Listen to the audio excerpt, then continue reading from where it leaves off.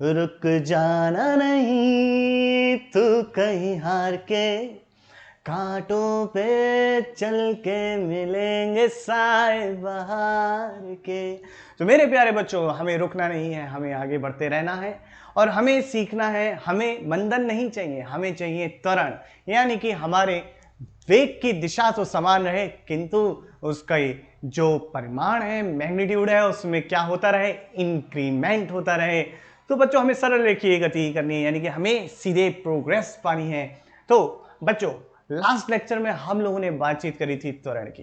त्वरण क्या होता है ये जाना था। अब त्वरण के क्या प्रकार होते हैं मैंने आप लोगों को कहा था, कमेंट में लिखिएगा और मुझे बताइएगा कि त्वरण क्या प्रकार है और क्या परिभाषा बनेगी। तो आप लोगों ने जरूर अपनी तरफ से जरूर प्रयास करे होंगे, तो जानेंगे त्वरण के प्रकार। तो बच्चों मैं हूं सिद्धार्थ हरितश और आप देख रहे हैं व्युत्पत्ति, और आज हम जान रहे हैं क्या होते हैं त्वरण के प्रकार। तो क्या होते हैं त्वरण के प्रकार, चलो देखते हैं। टाइप्स ऑफ एक्सेलरेशन या बोले त्वरण के प्रकार।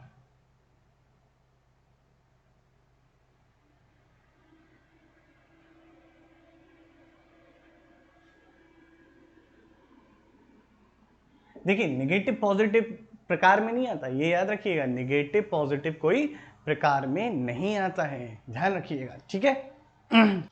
तो सबसे पहले बच्चों बात करते हैं औसत त्वरण की।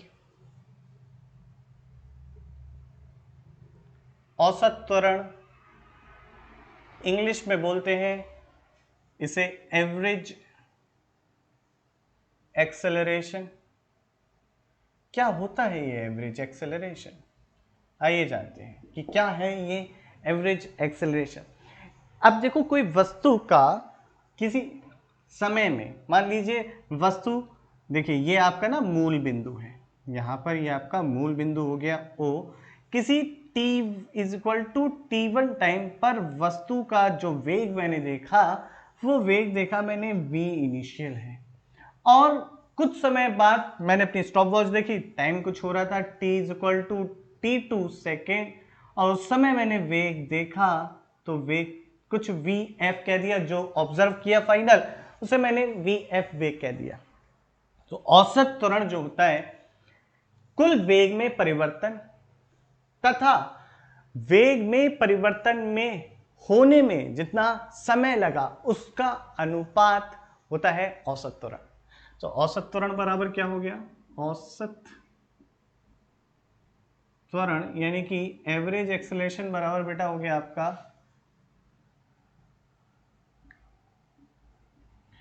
कुल वेग में परिवर्तन डेल्टा वी तथा इस परिवर्तन में लगा समय कितना, डेल्टा टी, समय कितना लगा, देखो delta T T2 minus T1, तो ये इतना समय लगा। और वेग में परिवर्तन कितना हुआ, डेल्टा वी बराबर v final minus v initial, ये वेग में परिवर्तन है, तो delta v upon delta t. तो वेग में परिवर्तन लिख दिया v final minus v initial, समय लग रहा है T2 माइनस T1, और इसी का अनुपात यानी कि कुल वेग में परिवर्तन तथा उसमें लिए गए समय के अनुपात को कहते हैं औसत त्वरण। यह औसत समय बता देता है कि कुल कितना एवरेज रहा होगा। तो ये था औसत त्वरण। तो फटाक से नोट कर लीजिए, औसत त्वरण के आगे की बातचीत करते हैं बच्चों। नोट करिए बच्चों, बातचीत करते हैं अपने लोग एक समान त्वरण की, यानी कि यूनिफॉर्म एक्सेलरेशन। तो क्या है यूनिफॉर्म एक्सेलरेशन, पहले लिखते हैं हिंदी में, एक समान त्वरण या यूनिफॉर्म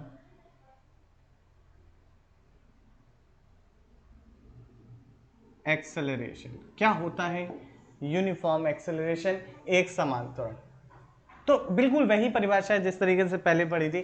यदि किसी वस्तु का समान समय अंतराल में समान वेग में परिवर्तन हो रहा हो, अच्छा वेग में परिवर्तन भी कैसी राशि है, एक सदिश राशि है, तो यानी कि ना तो वेग परिवर्तन की दिशा बदले ना ही वेग परिवर्तन की क्या बदल रही हो, वेग परिवर्तन का परिमाण, या दोनों एक साथ में कोई परिवर्तन ना हो, तो इस प्रकार के त्वरण को हम क्या बोलेंगे, एक समान त्वरण। फिर से परिभाषा बोल देता हूं, ध्यान से सुनिएगा। यदि किसी वस्तु की एक समान समय अंतराल में समान वेग में परिवर्तन हो रहा हो, तो इस प्रकार के हम त्वरण को कहते हैं एक समान त्वरण। ठीक है, हम कह सकते हैं कि वस्तु एक समान त्वरण से गतिमान है, ये लिख सकते हैं। या यूनिफॉर्म एक्सेलरेशन का मतलब है एक्सेलरेशन आपका कांस्टेंट है, acceleration is constant. It what does it mean, इसका बच्चों मतलब यह होता है कि आपके एक्सेलरेशन की ना तो डायरेक्शन बदल रही है, यानी कि दिशा भी निश्चित है, दिशा फिक्स्ड है, साथ ही साथ ना ही परिमाण में परिवर्तन आ रहा है। तो परिमाण आपका क्या है, परिमाण भी निश्चित है, फिक्स्ड है। अगर मैं कहूं कि ऑब्जेक्ट एक्सेलरेशन ए जो कि कैसा है, एक यूनिफॉर्म एक्सेलरेशन है, तो इस एक्सेलरेशन की ना तो डायरेक्शन में चेंज हुआ होगा ना ही मैग्नीट्यूड में चेंज हुआ होगा। इंपॉर्टेंट पॉइंट है, समझिएगा। असमान त्वरण क्या होगा, असमान त्वरण यदि वस्तु का समान समय अंतराल में, ध्यान से सुनिएगा, यदि वस्तु का समान समय अंतराल में वेग में परिवर्तन असमान हो तो इस प्रकार के त्वरण को असमान त्वरण, परिवर्ती त्वरण या नॉन यूनिफॉर्म एक्सेलरेशन कहते हैं। ध्यान से समझिएगा, क्या है परिभाषा, समान समय अंतराल में, आप खुद लिखिएगा इस चीज को बच्चों, खुद लिखिएगा, समान समय अंतराल में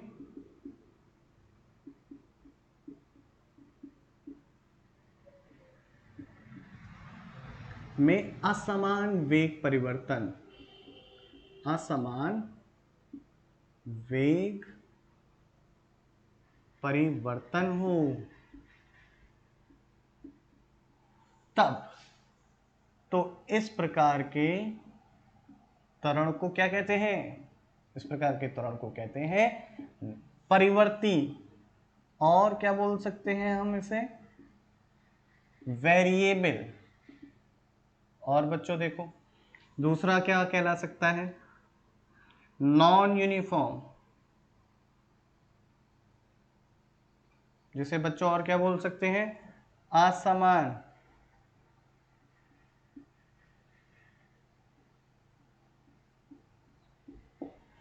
असमान त्वरण, तो बेटा नॉन यूनिफॉर्म एक्सेलरेशन हो गया ये।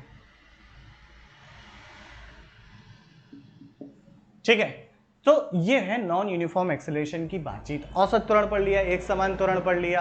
अब क्या होगा असमान त्वरण में, थोड़ा सा देख लेते हैं। यानी कि आपका एक्सेलरेशन कांस्टेंट नहीं है। क्या मतलब है, या जो एक्सेलरेशन का मैग्नीट्यूड बदल रहा होगा, और क्या मतलब है, या फिर एक्सेलरेशन का बच्चों डायरेक्शन बदल रही होगी, और क्या मतलब है, या दोनों बदल सकते हैं। तो अगर इनमें से कुछ भी हो रहा है तो हम कहेंगे acceleration is not constant, acceleration एक नियतांक नहीं है, यानी कि निश्चित नहीं है। और हम यहाँ से कहेंगे कि यह एक्सेलरेशन जो है या यह त्वरण असमान त्वरण है, वेरिएबल एक्सेलरेशन है, परिवर्ती त्वरण है। तो ये बातें हमें समझ में आई बच्चों सारी की सारी। अब जो बातचीत करते हैं वो करते हैं इंस्टेंटेनियस एक्सेलरेशन की। थोड़ी सी डेफिनेशन देख लेते हैं इन्हीं त्वरण की जो अभी पढ़े हैं। तो एक समान तथा परिवर्ती त्वरण की बात कर रहे हैं। एक यदि समान समय अंतराल में किसी गतिमान वस्तु के वेग में परिवर्तन समान हो तो उसको हम कहते हैं कि वस्तु एक समान त्वरण से, या उसमें वस्तु में उत्पन्न त्वरण एक समान त्वरण होता है। वही ये यूनिफॉर्म एक्सेलरेशन की बात करी, अभी बात करी थी, देखो ये रही यूनिफॉर्म एक्सेलरेशन की। फिर इसके विपरीत यदि समान समय अंतराल में वस्तु के वेग में परिवर्तन समान नहीं हो तो यानी कि ऐसा हो सकता है कि वेग में परिवर्तन का परिमाण समान हो लेकिन दिशा विपरीत हो, भिन्न भिन्न हो, तो वो हम वेग में परिवर्तन समान नहीं कहेंगे बच्चों, क्योंकि वेग परिवर्तन भी एक कैसी है, सदिश राशि है। ध्यान से देखिएगा। तो इस प्रकार के त्वरण को परिवर्ती त्वरण या असमान त्वरण कहते हैं। अब गुरुत्व के अधीन गति करते हुए पिंड में पृथ्वी के गुरुत्व द्वारा उत्पन्न त्वरण एक समान त्वरण का उदाहरण है। मतलब क्या है, इस ऑब्जेक्ट को, अच्छा दिख रहा है, अब दिख रहा होगा, इस ऑब्जेक्ट को बच्चों मैंने ऐसे छोड़ा तो ये केवल गुरुत्व के अधीन था। मैंने कहा वायु से जो घर्षण लग रहा है यानी कि एयर ड्रैग कहूं तो वो नेग्लिजिबल है, नगण्य है। तो यहाँ पर केवल इस पे जो बल लग रहा होगा, धरती माता हमारी बल लगा रही होंगी इसके नीचे की तरफ, गुरुत्वाकर्षण का बल लग रहा होगा, तो यह बल जो है इससे उत्पन्न त्वरण जो है वो एक समान त्वरण है। इसका परिमाण और इसकी दिशा दोनों समान रहती है। अब यहाँ पर ध्यान देने वाली बात यह है कि ये धरातल से बहुत ऊपर नहीं है। अगर ये धरातल से बहुत ऊंचाई पर होता तो बच्चों जो गुरुत्वाकर्षण के कारण जो आपका एक्सेलरेशन आता है या त्वरण आता है, गुरुत्वीय त्वरण होता है, वो दूरी के साथ पृथ्वी के केंद्र की दूरी के साथ परिवर्तित होता है तो वहां पर यह है एक समान त्वरण का उदाहरण नहीं रहेगा। किंतु अभी यह दूरी बहुत कम है धरातल से, इस कारणवश हम मान सकते हैं कि इसके द्वारा उत्पन्न जो त्वरण है वो एक समान त्वरण है। हमें समझ में आई बात। अब बात नेक्स्ट है तात्क्षणिक त्वरण की, या फिर हम कहें इंस्टेंटेनियस एक्सेलरेशन की। तो इसे नोट कर लीजिए परिभाषाओं को। मैं बात करता हूं तात्क्षणिक त्वरण की, पहले अभी स्क्रीन पॉज करो, अभी नोट करो, इसके बाद ये सब नोट कर लो इंपॉर्टेंट पॉइंट्स, और फिर बात करते हैं तात्क्षणिक त्वरण की। तो बच्चों जानेंगे क्या है हमारा तात्क्षणिक त्वरण। तो हेडिंग डाल लेते हैं अपने लोग एक बार, तात्क्षणिक त्वरण। क्या है ये तात्क्षणिक त्वरण? इंग्लिश में इसे लिखते हैं इंस्टेंटेनियस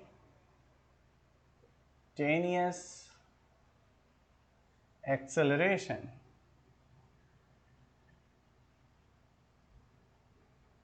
दैट्स द तात्क्षणिक त्वरण।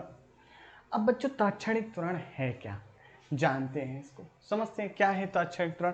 तो किसी क्षण पर वस्तु का क्या त्वरण है वो कहलाता है तात्क्षणिक त्वरण।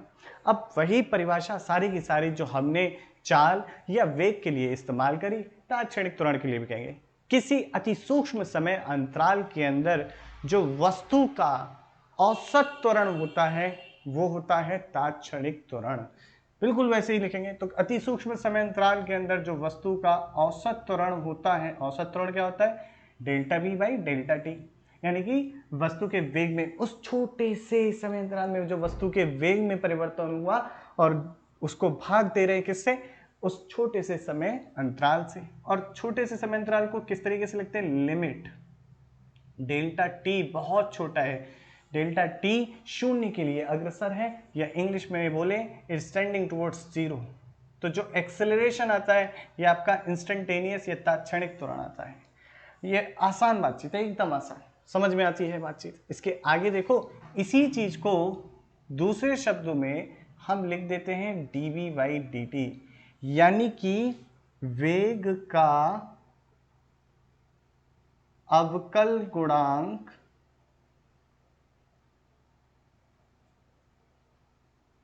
क्या होता है? तात्क्षणिक त्वरण होता है।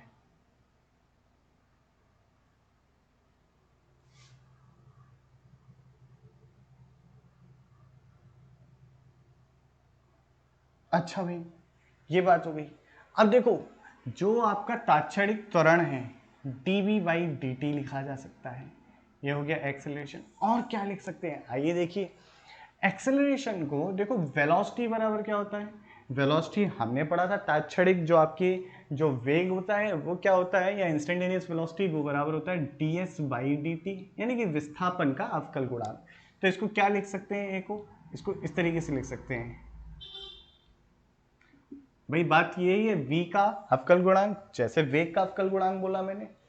अब यहां पर क्या लिख सकते हैं? v को रख देते हैं, v का मान रख दिया, तो क्या हो गया ये ds बाई dt, जिससे हमें पता आया d2 square s by dt square.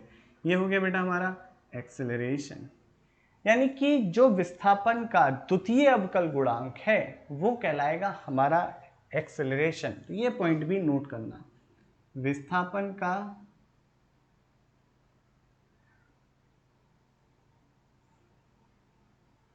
द्वितीय अवकल गुणांक होगा तात्क्षणिक त्वरण।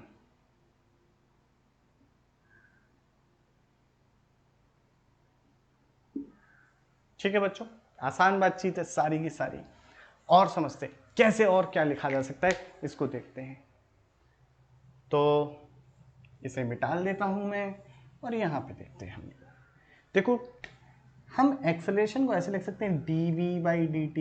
मैंने क्या करा, यहाँ पर ds लिख दिया और यहाँ पर ds लिख दिया और dt। कोई असर पड़ेगा? काट दो, यही बन जाएगा, कोई असर नहीं पड़ता। तो ds बाई डी टी क्या है? वेग है। तो या मैं कहूँ वेग का परिमाण है, ज़्यादा अच्छे से बोलूँगा, वेग का परिमाण है। तो मैं क्या लिख रहा हूँ, ये v dv बाई ds। तो acceleration is equal to v dv by ds। एक ये है जो और महत्वपूर्ण है, इसे भी नोट करिए। आइए बच्चों एक उदाहरण देखते हैं, एक प्रश्न देखते हैं। यदि x is equal to 2t² plus 3 है, यानी कि कोई गतिमान पिंड है जिसका x का मान समय के साथ इस तरीके से परिवर्तित हो रहा हो, यानी कि ये मूल बिंदु से जो x दूरी है वो भिन्न भिन्न t समय पर क्या होगी। अगर मान लीजिए t समय हुआ है तो होगी उस समय 2t² प्लस 3। अगर t का मान डिफरेंट डिफरेंट रखते जाएंगे तो हमें पता चल जाएगा कि वस्तु की क्या क्या स्थिति है। तो ऐसी परिस्थिति में क्या निकालिए, इसका प्रारंभिक वेग निकालिए। ये कैसे निकालेंगे? बहुत आसान है, प्रारंभिक वेग निकाल लीजिए, प्रारंभिक स्थिति निकाल दीजिए भाई साहब। अच्छा भाई, पहला बिंदु प्रारंभिक वेग, प्रारंभिक स्थिति। दूसरी बिंदु इसका वेग कब ये इसका ठीक है, और इसका त्वरण, त्वरण ज्ञात करें। कब ज्ञात करना है? t is equal to 2 second पर त्वरण ज्ञात करें। ये कुछ चीजें हम निकालना चाहते हैं। प्रारंभिक वेग को मैं v इनिशियल लिखता हूँ, प्रारंभिक स्थिति को मैं s इनिशियल लिखता हूँ और त्वरण को मैं a लिख देता हूँ। तो अगर मुझे प्रारंभिक वेग निकालना है तो पहले मैं प्रारंभिक स्थिति की बात कर लेता हूँ, फिर प्रारंभिक वेग पे आ जाऊंगा बच्चों।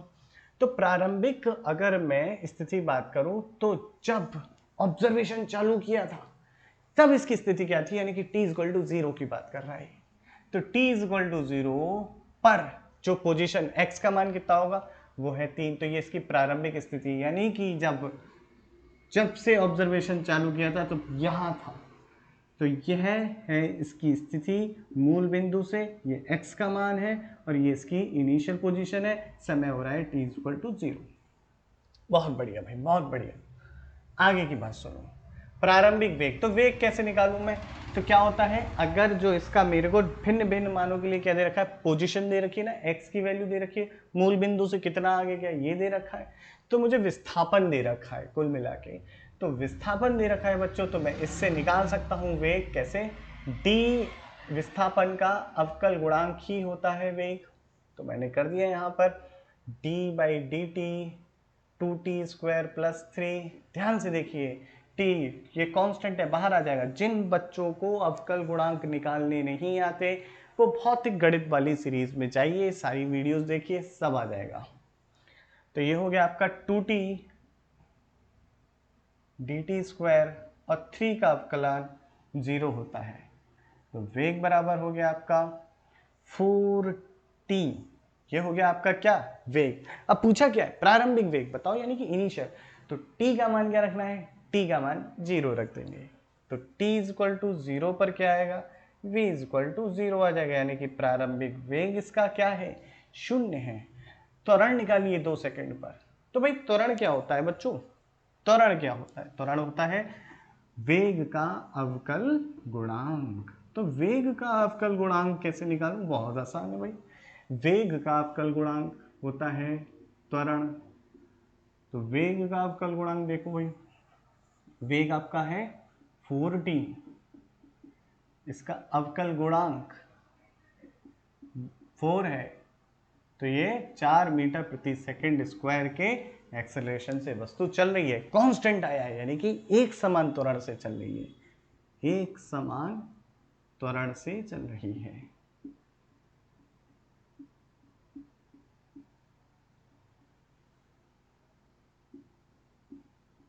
तो बच्चों हमने सारी चीजें सीख ली, यहां से बहुत कुछ सीखा, समझ में आया? नोट कर लो बेटा ऐसे।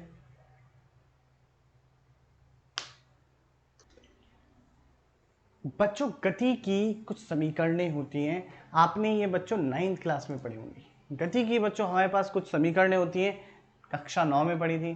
क्या क्या थी? पहली समीकरण पढ़ी थी v equal to u plus a t. दूसरी समीकरण आपने पढ़ी थी s is equal to u t plus half a t square. तीसरी समीकरण पढ़ी थी v square is equal to u square plus का 2as। ये 3 समीकरणें पढ़ी थी। क्या क्या v का क्या मतलब है बेटा? v का मतलब है अंतिम वेग, इंग्लिश में बोलते हैं फाइनल वेलोसिटी। u का मतलब है प्रारंभिक वेग, a का मतलब है त्वरण, और t का मतलब है समय, और s का मतलब बच्चों यहाँ पर दूरी नहीं होता, विस्थापन होता। यदि कोई वस्तु एक सीधी सरल रेखा में एक ही दिशा में चले तो उस परिस्थिति में विस्थापन जो है दूरी के बराबर हो जाता है। तो ये तीनों समीकरणों का हमें क्या करना है? हमें करना है निगमन। तो प्रथम समीकरण का निगमन करते हैं बच्चों। ये समीकरणें दो तरीके से प्रूफ या निगमित की जा सकती हैं। पहला तरीका है कैलकुलस वाला भी तरीका है एक अपने पास, और एक अपने पास तरीका है बेटा साधारण वाला। तो कैलकुलस वाले से भी कर देंगे और साधारण वाला भी कर देंगे। कैलकुलस में समाकलन का प्रयोग होगा और साधारण वाले में कोई प्रयोग नहीं होगा। तो दोनों तरीके से एक बार देख लेते हैं, ठीक है। तो जल्दी से देखते हैं क्या है प्रथम समीकरण का निगमन। तो सबसे पहले मैं करूंगा सादा, जो आसान तरीका है, परिभाषाओं से जो आया है उसकी बातचीत, फिर कैलकुलस वाला देख लेंगे, ठीक है। अवकलन वाला या अवकलन तथा समाकलन से देख लेंगे। तो प्रथम समीकरण का हमें प्रूफ करना है, तो कैसे करें? देखो एक्सेलरेशन बराबर क्या होता है? v final minus v initial बटे t। अगर मैं कहूं, अब क्या है v फाइनल v इनिशियल, पहले ये समझ लेते हैं। मान लीजिए कोई वस्तु यहां से मूल बिंदु से चालू हुई, ठीक है। इस समय t is equal to 0 time हुआ था। इसका जो वेग था वो u था। इसका वेग क्या था? u था।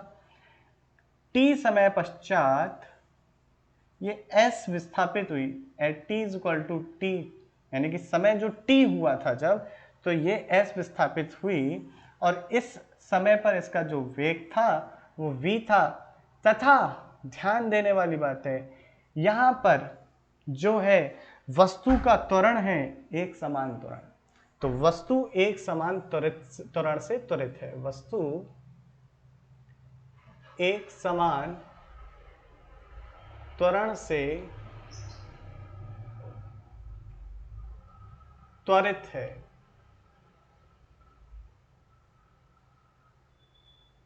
वस्तु एक समान त्वरण से त्वरित है, ये बातचीत है, यानी कि एक्सेलरेशन कांस्टेंट है। सारी चीजें नोट करिए।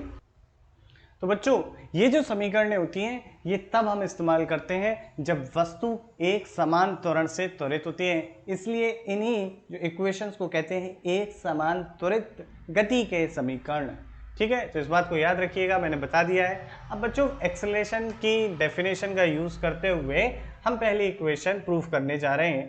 तो देखो अपना प्रारंभिक वेग कितना है, या v इनिशियल u है, v फाइनल कितना, अंतिम वेग v है। तो हम रख देते हैं यहाँ पे v माइनस यू, और समय लग रहा है t। तो यहाँ से देखो t का मल्टीप्लिकेशन कर दिया तो at इज इक्वल टू आ गया v माइनस यू, और यहाँ से देख सकते हैं v इज इक्वल टू आ गया u प्लस at। पहली समीकरण का निगमन हो गया, प्रूफ हो गई, है ना आसान। द्वितीय समीकरण की बात करते हैं। द्वितीय समीकरण किस विषय में है? द्वितीय समीकरण का अगर मैं निगमन करने जाऊं तो कैसे करूं? तो बेटा द्वितीय समीकरण है अपनी s is equal to u t plus half a t square. इसको मुझे प्रूफ करना है। तो देखो कुल विस्थापन बराबर क्या होता है? कुल विस्थापन बराबर होता है आपका औसत वेग बटे इंटू समय गुणा समय। औसत वेग क्या होगा? प्रारंभिक वेग u था और अंतिम वेग v है, तो औसत वेग बराबर हो गया हमारा v प्लस यू बाई 2। ये हो गया औसत वेग, और समय कितना लग रहा है? t लग रहा है। तो कुल विस्थापन s बराबर हो गया v plus you by 2 into T. अब v की वैल्यू कितनी है? v की वैल्यू है u प्लस ए टी, तो u प्लस ए टी रख दी v की वैल्यू, प्रथम समीकरण से रख दी, और प्लस u रख दिया, और नीचे t, माफ कीजिएगा 2, और यहाँ पे t से मल्टीप्लिकेशन। अब इसे हल करेंगे बच्चों तो क्या मिलेगा? थोड़ा सा इधर की चीजें मिटाल देता हूं मैं, आप लोग हल करिए जब तक। ओहो तो इंक बहुत ज़्यादा आ गई, कोई दिक्कत नहीं है।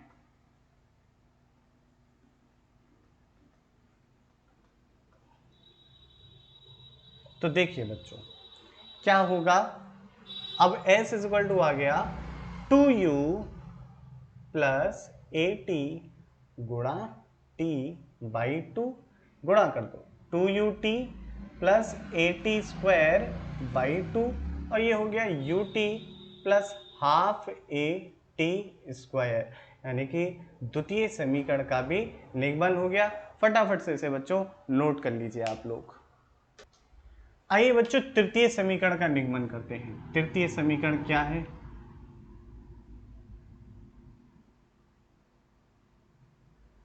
v स्क्वायर बराबर u स्क्वायर प्लस का 2as, ये प्रूफ करना है। कैसे करें? बहुत आसान, बहुत ही आसान। देखो सबसे पहले त्वरण क्या था? v minus you by T. तो यहां से समय को लिख सकते हो t बराबर v माइनस यू बटे ए।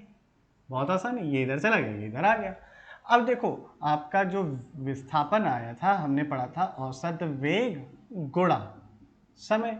अब समय का यहाँ पे मान रख दो, क्या हो गया? देखो v प्लस यू बाई 2 और समय का मान रखा यहाँ पे, तो v माइनस यू बाई ए, माफ कीजिएगा यहाँ पे a आएगा बच्चों।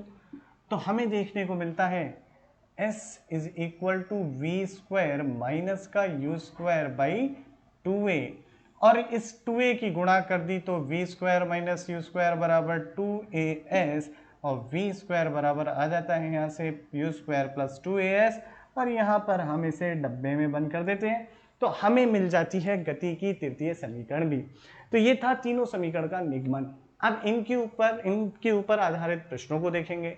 यदि आपका मंदन हो रहा है उस समय हम एक्सेलरेशन को नेगेटिव ले लेंगे, या फिर इसको दूसरे शब्दों में बोलें, अब थोड़े समझदार हो गए, 11th में आ गए, कक्षा 11 में आ गए, हम कह रहे हैं कि अगर हमारा एक्सेलरेशन वेग के विपरीत दिशा में, यानी कि हमारा त्वरण वेग के विपरीत दिशा में है, या कहूं acceleration is in opposite direction of velocity, तब ए नेगेटिव लेना है।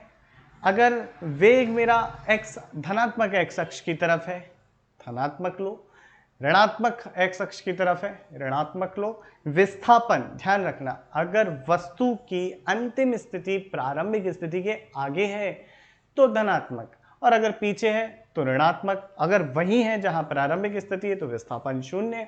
बस इतनी ही बातचीत याद रखनी है और सब कुछ आसान है। तो सारे के सारे क्वेश्चन किए जा सकते हैं। अब तो कुछ प्रॉब्लम्स को देखेंगे, कुछ और चीजों को देखेंगे। पहले आप इसे नोट करिए, फिर कुछ प्रॉब्लम्स देखते हैं।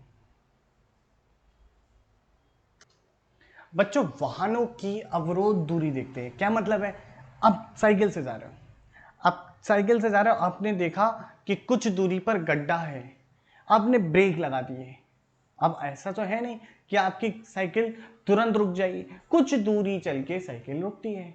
तो वो कितनी दूरी चल के रुकती है, यही हम जानना चाहते हैं। तो कैसे देखें? ध्यान से देखिएगा। मान लीजिए आप साइकिल से चल रहे हैं, इसे कहते हैं वाहनों की अवरोध दूरी। आप साइकिल से चल रहे हैं, आपकी इनिशियल वेलोसिटी u है।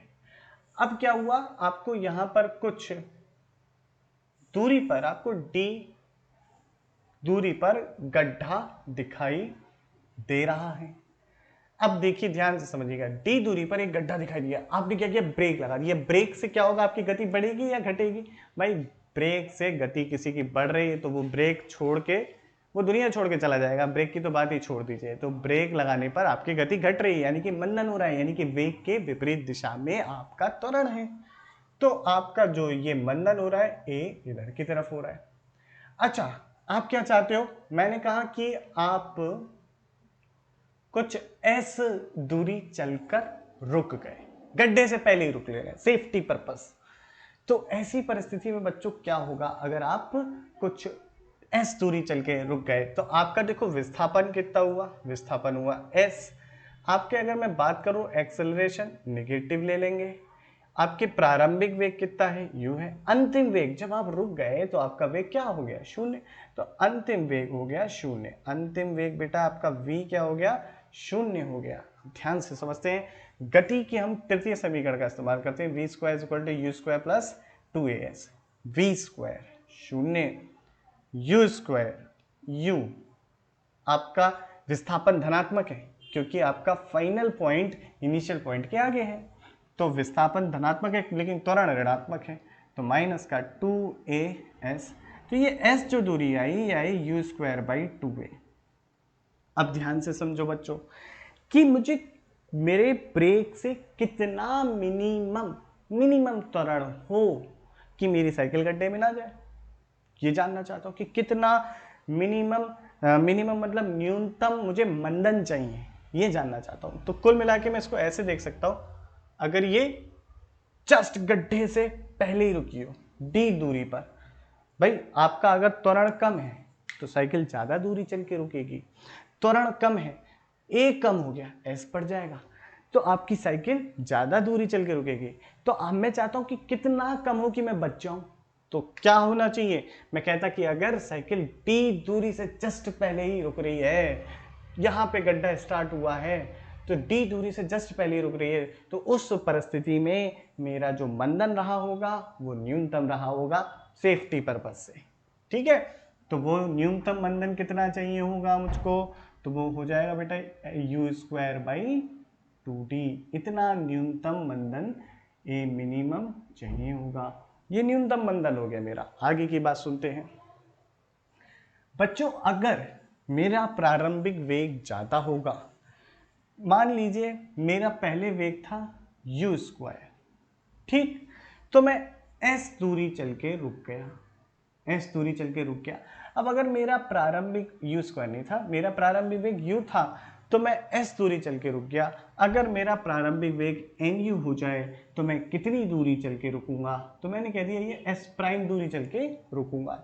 तो ध्यान से देखो s है समान अनुपाती u स्क्वायर के, तो यहां से क्या लिख सकते हैं हम, s2 बाई s1 बराबर u2 बाई u1 का वर्ग, ये लिख सकते हैं, समान अनुपाती है। तो यहां से बेटा क्या लिख सकते हैं, देखो द्वितीय परिस्थिति में वेग हो जाता है nu, प्रथम परिस्थिति में वेग है u, इसका वर्ग, द्वितीय परिस्थिति में जो आपका दूरी है वो है s प्राइम, प्रथम परिस्थिति में जो आपकी दूरी है वो है s, तो ये s प्राइम हो गया आपका n स्क्वायर s, यानी कि n स्क्वायर दूरी, और मतलब n स्क्वायर से गुणा करके और हो गई। यदि पहले मैं मान लो, इसको उदाहरण से समझते हैं, अगर मैं पहले तो मेरा वेग अगर दुगना हो गया तो 4 गुना दूरी, 2 का स्क्वायर क्या होगा 4 गुना दूरी और आगे जाके रुकूंगा मैं, समझ गए।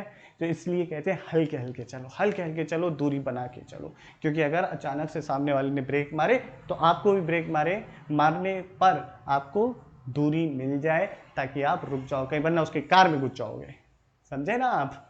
तो इस बात को समझते हैं। ये है अवरोधन दूरी पे कुछ महत्वपूर्ण बिंदु।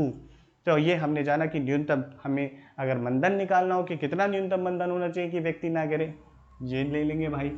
हम कहते हैं कि अगर वेग आदमी ने दुगना कर दिया तो अब बताइए कितनी दूरी, कितने गुना दूरी ज्यादा चलकर रुकेगा, तो दुगने पे 4 गुना हो जाएगा, तिगने पे 9 गुना हो जाएगा।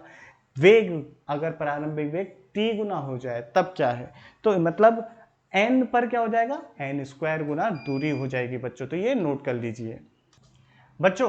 अभी के लिए इतना ही रखते हैं, लेकिन नेक्स्ट लेक्चर में हम जानेंगे nth सेकंड में कोई पिंड यदि एक समान त्वरण से चल रहा है, उसका कुछ प्रारंभिक वेग है, तो nth सेकंड में कितना विस्थापित होगा ये जानेंगे। उसके कुछ महत्वपूर्ण बिंदु जानेंगे जो प्रतियोगी परीक्षाओं के लिए बहुत उपयोगी हैं। उन सूत्रों से बहुत कुछ काम में आता है, बहुत चुटकियों में सवाल होते हैं, कैसे होंगे सब सिखाऊंगा। तो अभी के लिए इतना ही रखते हैं बच्चों। वीडियो कैसी लगी, मजा आया कमेंट में लिखना, दोस्तों को बताओ, शेयर करो, और बहुत जल्द सारे के सारे जैसे ही चैप्टर कंप्लीट होगा वैसे ही सारे नोट्स ले लेना, डिस्क्रिप्शन में डाल दूंगा। अभी मैं चलता हूँ, शेयर करो वीडियो, कमेंट करो, लाइक करो। जय हिंद।